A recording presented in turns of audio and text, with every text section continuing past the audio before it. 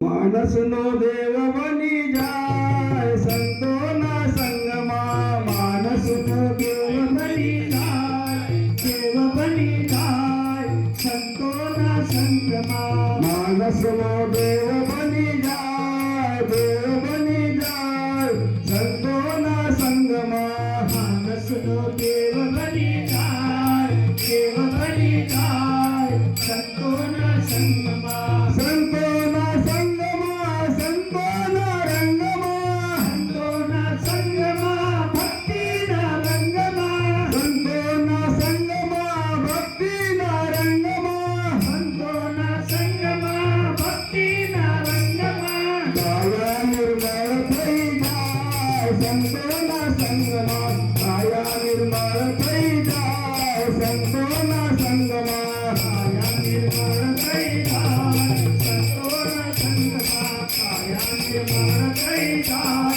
સંતોના સંગમાં, માનસનો દેવ બની જાય સંતોના સંગમાં, માનસનો દેવ બની જાય, દેવ બની જાય સંતોના સંગમાં, માનસનો દેવ બની જાય, દેવ બની જાય સંતોના સંગમાં,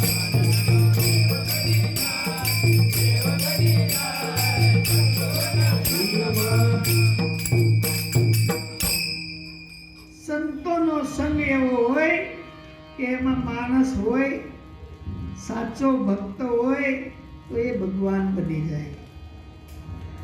એને કેવું નહીં પડે કે તું ભગવાન થઈ ગયો નહીં.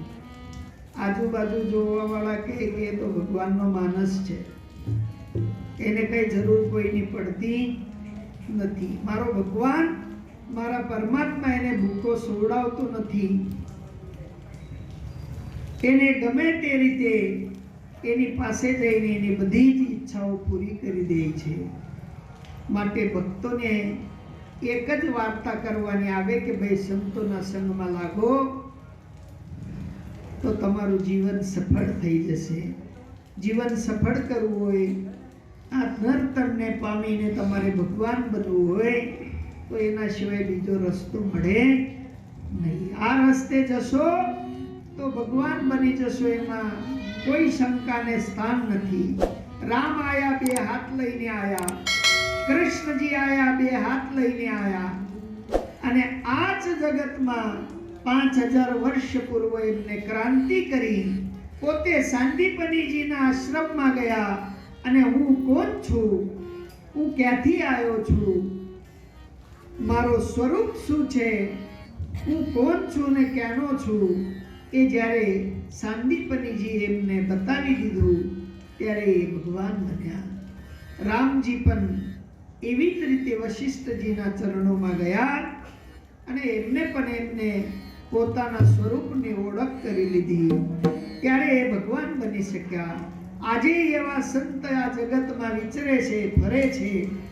એમને જો તમે સાચી રીતે ઓળખી લેશો, સાચે સાચ એમના ચરણોમાં ઢળી પડશો તો તમે પણ રામ બની જશો, એમાં શંકા નથી. વિઠ્ઠલ વિઠ્ઠલ વિઠ્ઠલ રામ બનવા માટે અમે અહીંયા આવ્યા છીએ. ખાલી ખાઈ લેવું અને સૂઈ જવું એટલા માટે નથી આવ્યા. એ તો બધાય પ્રાણીઓ કરે છે. રખડવા વાળા ભૂલો ખાય છે, સૂએ છે, દીકરા દીકરીઓને જન્મ આપે છે. આપણું કોઈ એવું ચાલતું જ હોય છે. દરેક પ્રાણી, દરેક યોની, આહાર, નિદ્રા, ભીખ અને મૈથુન આ દરેક યોનીને લાગુ છે અને દરેક યોની એનો આનંદ માને છે. પરંતુ નર્તન એનાથી અલગ બનાવેલું છે.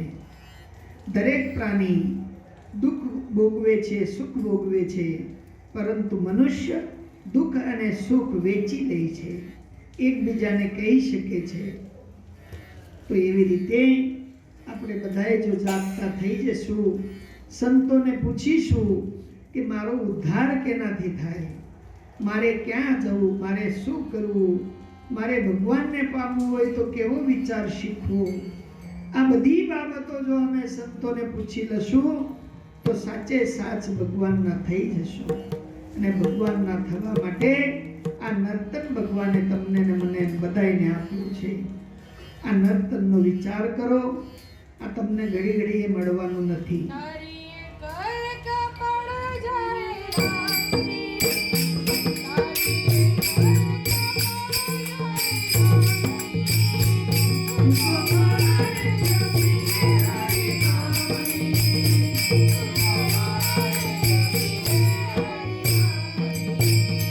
તારી એક એક પડ જાય લાખની, તારી એક એક પડ જાય લાખની, તું તો મારું જપલે શ્રી રામની, તું તો મારું જપલે હરિ નામની.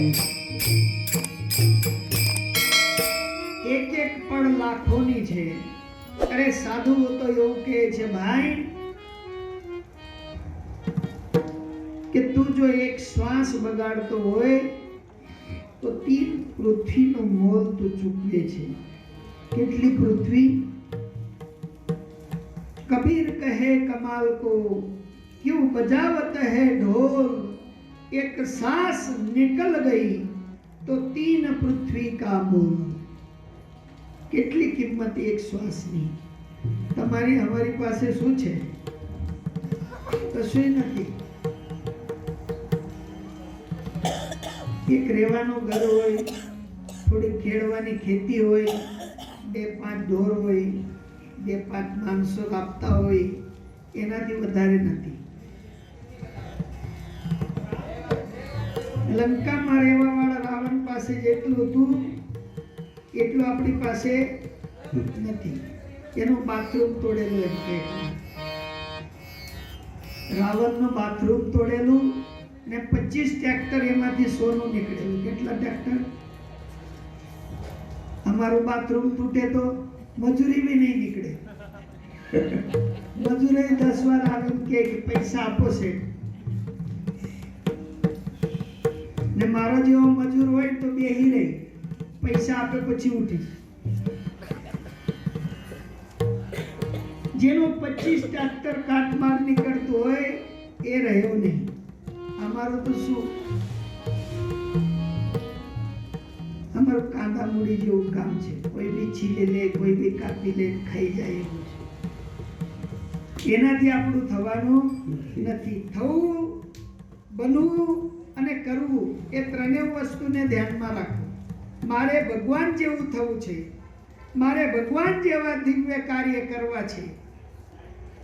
અને આ બધી વાતો કરવાની નથી, એ તો સમજવાની છે.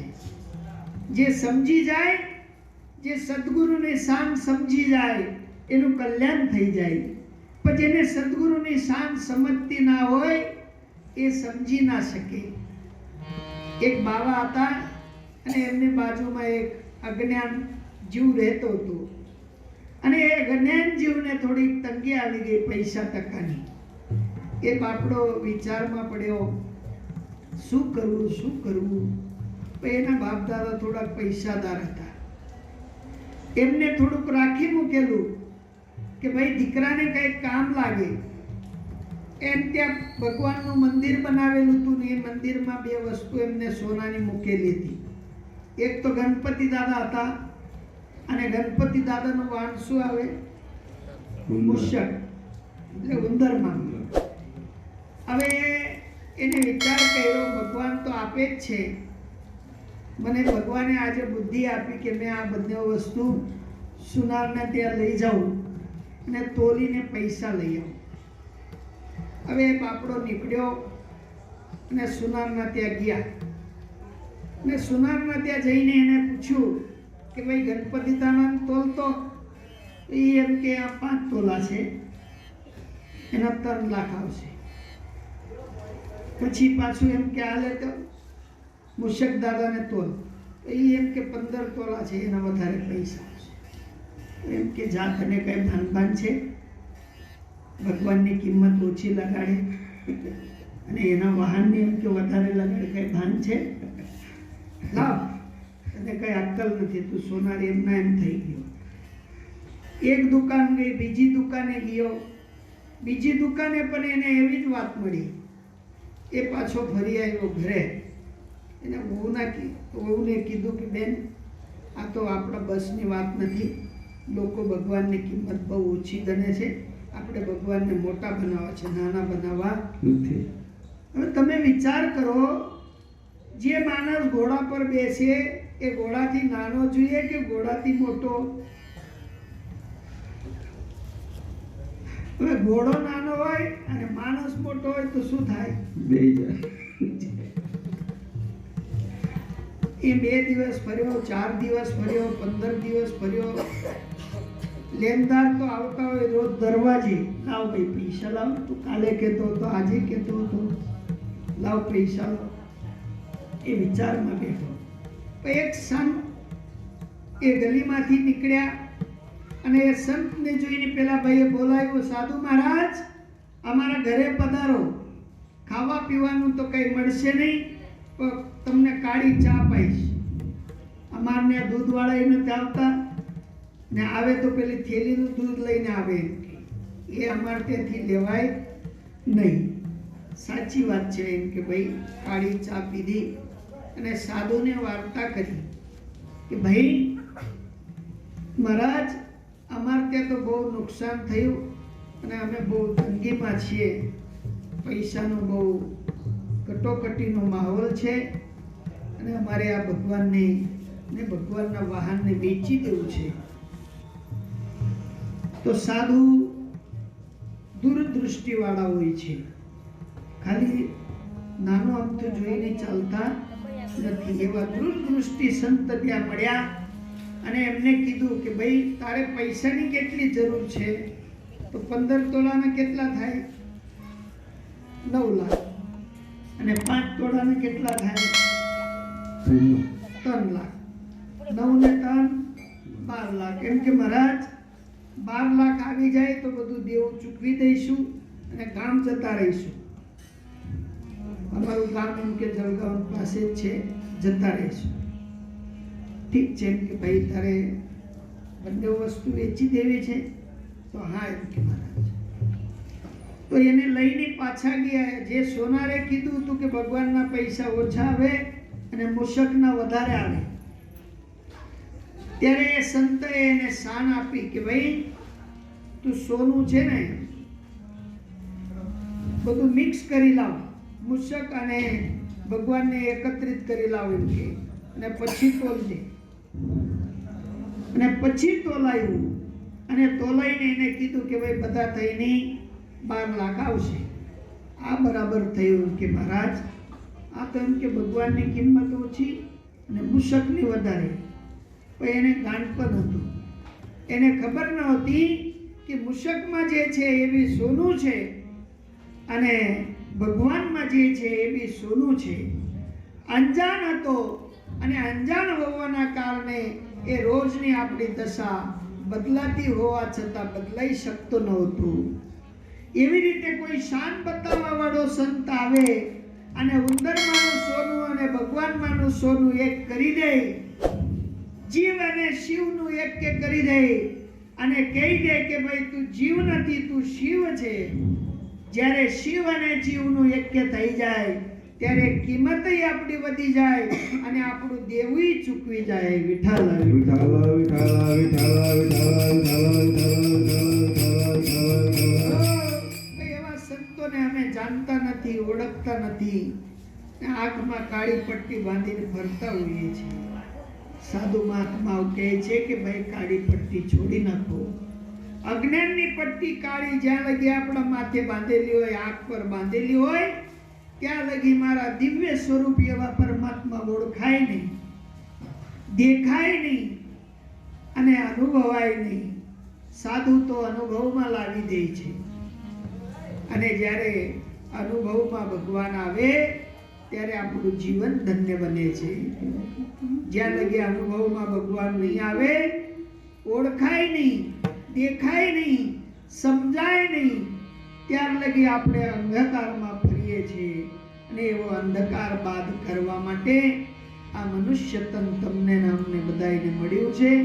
આ મનુષ્ય તનનો વિચાર મારા સંત મહાનુભાવોએ જાણ્યું અને એ અભંગના પ્રથમ પંક્તિમાં માંડી જન્મારે પ્રાતે જન્મારે પ્રાતે